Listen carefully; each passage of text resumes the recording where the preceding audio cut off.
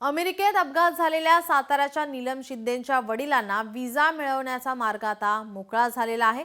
नीलमवर सध्या अमेरिकेतील रुग्णालयात उपचार सुरू असून ती बेशुद्ध अवस्थेत मृत्यूशी झुंज देते। तिच्यावर शस्त्रक्रिया करण्यासाठी कुटुंबियांची परवानगी आवश्यक असल्याने तिच्या वडिलांनी अमेरिकेच्या विजासाठी केंद्र सरकारकडे मदत मागितली होती।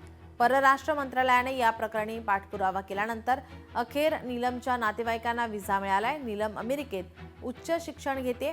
कॅलिफोर्निया विद्यापीठात ती 4थ्या वर्षात शिकते।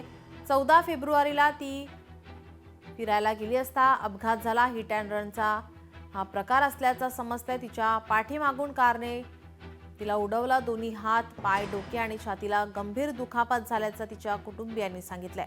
अपघातानंतर तिला कॅलिफोर्नियातील सॅक्रामेंटो येथील सी डेव्हिन्स मेडिकल सेंटरमध्ये दाखल करण्यात आले। तिच्यावर अतिदक्षता विभागात उपचार सुरू आहेत।